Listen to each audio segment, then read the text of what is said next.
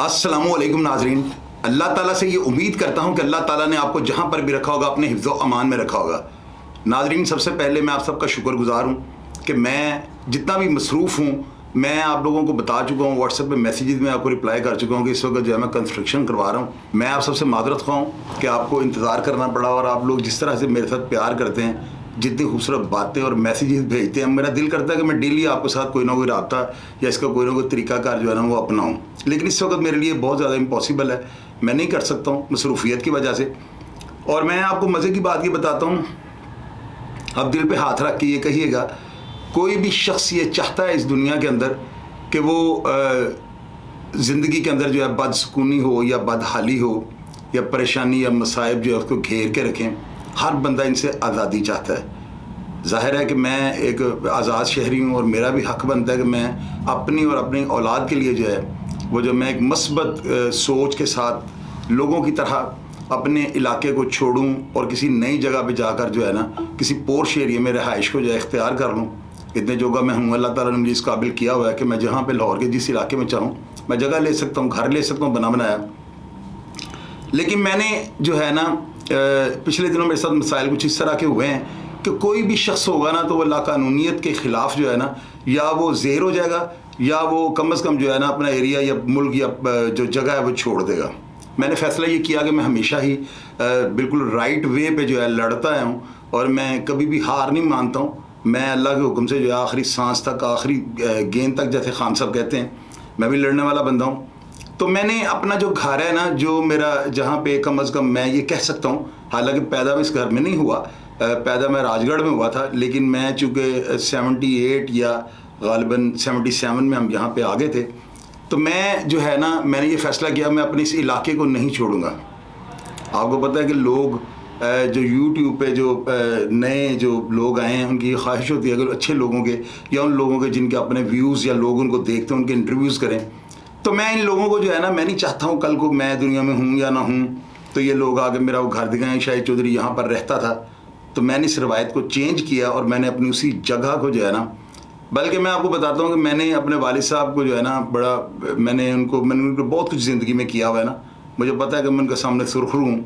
तो मैंने वो जो ड्राइंग रूम है ना उसके अंदर मैंने अपने वालिद साहब की याददाश्त की, कुछ जिन चीज़ों को मेरे सामने उन्होंने हाथ लगाया हुआ है, मैंने वो सारी चीज़ें जो है ना, और उनका एक मैं छोटा सा म्यूज़ियम टाइप या उनको मैं उनके ऊपर मैं फ्रेम वगैरह करवा कर उनको खिड़कियों के उन डिज़ाइनों को या उन लॉक्स को या उन तालों को या उन चिटखनियों को जिनके ऊपर मेरे वालिद साहब के हाथ लगे हुए हैं, मैंने उन सब चीज़ों को जो है ना महफूज कर लिया।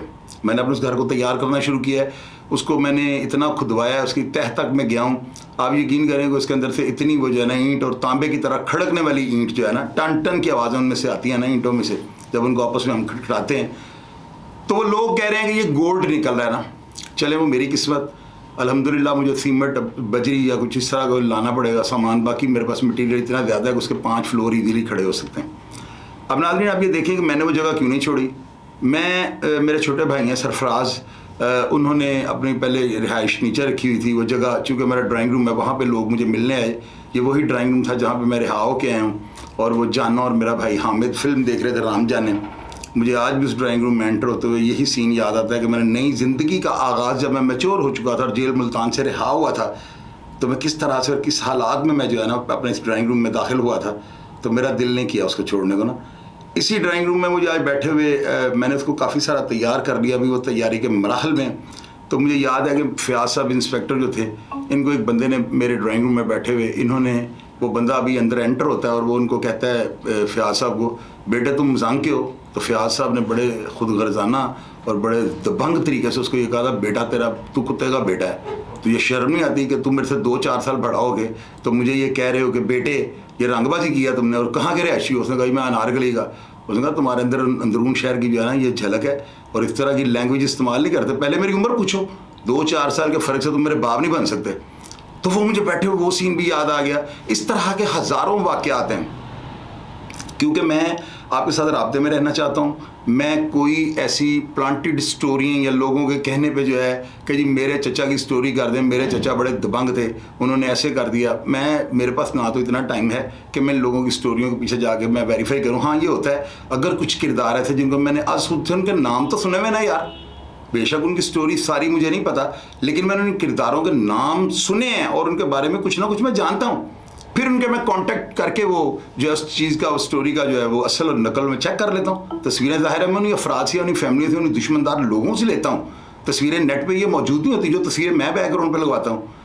अच्छा, आप ये देखें नाज़रीन, मैंने जो है ना उस जगह को तैयार किया है और मैंने अल्हम्दुलिल्लाह मैंने पूरा मेरा मोहल्ला मैं आपको दिखाऊँगा, व्लॉग्स इतना ज़बरदस्त आपको बना के दिखाऊँगा और वो लाइव होंगे, आप उनमें देखिएगा। किसी को मैं ये नहीं कहूँगा कि वो उसके दिल की जो बात है वो आप लोगों तक ना पहुँचे। वो मेरा वो इलाका है मेरे लिए बहुत ज़्यादा पोर्श एरिया वो, क्योंकि वहाँ पर मुझे आज भी मेरी वो जो माएँ बहनें हैं, जो मेरी मोहल्लेदार ख़वातीन हैं, मुझे यही कह के बुलाती हैं, वे शाहिद गाल सुन। मेरी जो बहन दुनिया में आज नहीं, जिसके मैंने प्रोग्राम किया था और मैंने आपको बताया था कि इस तरह की बहनें जो है ना वो माँ बाप के भी जो है ना उनके दर्जात को कम तो कोई नहीं दुनिया में कर सकता, लेकिन उनकी याद को जो है ना मध्यम कर देती हैं। इस तरह की बहनें होती हैं जो भाइयों से बड़े किरदार अदा कर जाती हैं। तो मेरी इस तरह की मोहल्ले में कई बहनें हैं, मेरी वो हमसाइयाँ भी हैं बड़े बड़े हामे दावे के साथ। तमाम अहले इलाका, किसी के घर के आगे शीशा टूट गया मेरी बिल्डिंग का, वो खावर साहब मुझे मिलने आए तो मैंने उनको ये कहा, मैंने कहा खावर भाई शीशा पड़ा हुआ आपके घर के आगे, मैं साथ गया हूँ जाकर मैंने शीशा उठवाया है। तो ये चीज़, ये जो आजी है, ये जो लोगों के साथ मेरा रवैया है और मेरे इलाके के अंदर जो लोग मेरे बारे में सोच रखते हैं, उनके फेस एक्सप्रेशंस, उनकी बातें और वो यादें और वो वाक़यात जो आप सुनेंगे और इंशाअल्लाह ताला उनमें कुछ ऐसे होंगे कि जिनका मकसद कोई नहीं होगा, वो सिर्फ मैं आपके साथ याददाश्त जो है ना, मेरी ख्वाहिश थी कि मैं अपने माजी को जो है ना तारीख़ का हिस्सा बना दूँ, अपने वाक़यात को जो आपके साथ शेयर करूँ, ताकि आने वाले वक्त में भी जो लोग हैं ना वो उनको सुने, उनमें जो बातें उनको मस्बत नज़र आए उन पर वो अमल कर लें। ये उनके लिए बेहतरीन जो है ना ज़िंदगी और हिकमत अमली होगी ज़िंदगी को गुजारने के लिए। मैं आप लोगों को बताता हूँ प्रोग्रामों में कि मैं ज़िंदगी के बारे में मेरा अपना ज़ाती एक ये राय है कि ज़िंदगी को अगर गुजारना पड़े तो बड़ी खूबसूरत, अगर काटनी पड़े ना तो बड़ी कठिन और बड़े ज़बरदस्त मराहिल हैं। मैं आप लोगों को यही कहता हूँ अपने प्रोग्राम्स में कि मैं अपने बच्चों को जो है ना अच्छा पाकिस्तान नहीं दे सका ना यार, मैं वो पाकिस्तान जिसका ख्वाब इनको दिखाया वो मैं नहीं दे सका, लेकिन मैं इस पाकिस्तान को जो है ना बच्चे बेहतर, बच्चे समझदार, बच्चे जो है ना अच्छे, बच्चे अपने काम के अंदर उभर कर अपना किरदार आगे लाने वाले जो बच्चे हैं ना, मैं ये तैयार करने की कोशिश कर रहा हूँ। और अल्लाह ताला की शायद मेरे इस अमल को कबूल कर लो और मेरी आखिरत के जो मामला था अल्लाह ताला उनको पुरसकून कर दे, मेरे लिए दुआ कर दिया करें। मैं नाज़रीन आपको इस हफ्ते में जो है ना शाहिद नूरी, हाफिज़ नूर साहब, इसके अलावा वो हाजी छाना और इरफान मलंगी, ज़िला नारोवाल के जो हैं बहुत बड़ी दुश्मनी थी।